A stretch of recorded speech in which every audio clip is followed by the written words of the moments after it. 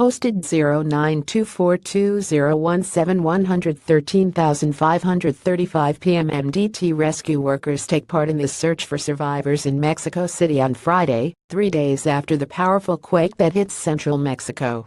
An early warning system may have prevented an even worse outcome. Yuri Cortez, AFP. Learning from Mexico, people cannot prevent earthquakes, but they can take steps to minimize the deaths and damage.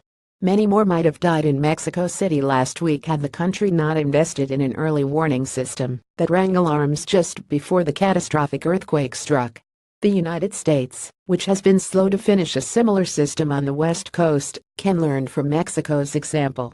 Scientists say that one of the most important things countries can do, besides improving building standards, is to install a system of sensors and computers that detects and analyzes tremors and issues warnings.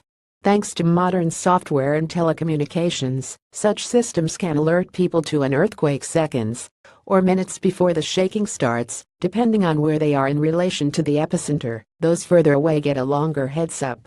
The warnings, which can be issued through sirens or text messages, may give people just enough time to move away from windows, drop to the ground and take cover. And they allow officials to halt trains, shut off valves in chemical plants, halt delicate medical procedures and take other protective actions. The United States Geological Survey is building a warning system called Shake Alert for California, Oregon, and Washington. A prototype is up and running, but Congress has not appropriated the money to finish it. Officials say just 40% of the necessary field stations have been built so far. The Geological Survey says that it would cost $38 million to finish the system and $16 million a year to operate it. Congress appropriated just $10.2 million in the current fiscal year. California and private foundations have also contributed money to the project over the years. Worse still, President Trump's budget for the 2018 fiscal year, which is inhospitable to a broad range of science-based projects, proposed eliminating the program entirely.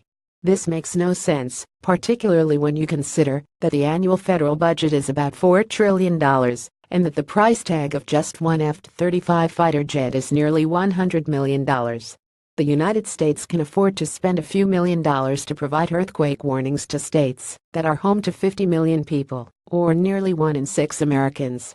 New York Times cooled the rhetoric. President Donald Trump must choose his words more carefully, lest he lead the United States down a path that could result in a military conflict that would prove disastrous. The game of chicken Trump and Korean leader Kim Jong-un have played since Trump's inauguration is likely giving military commanders in both countries serious indigestion. But the world doesn't look to North Korea for leadership. It looks, in part, to the United States. In that respect, Trump has to be better than Kim. For all the attention given Trump's speech at the United Nations, much of it was standard fare offered up by previous administrations.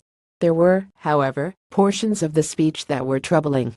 Trump said of Kim, "Rocket Man is on a suicide mission for himself and his regime." It is disturbing because it gives credence to the notion that Kim is a crazy man, ready to go to war, or to launch a nuclear weapon at a moment's notice. The reality is, North Korea has been deterred from engaging in any large-scale military action since 1953.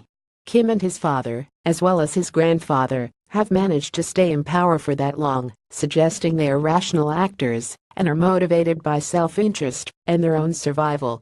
To that end, Trump has the opportunity to utilize diplomatic solutions to keep North Korea in check. Any new sanctions against North Korea require UN Security Council approval, and that means Trump must engage China to get them to go along.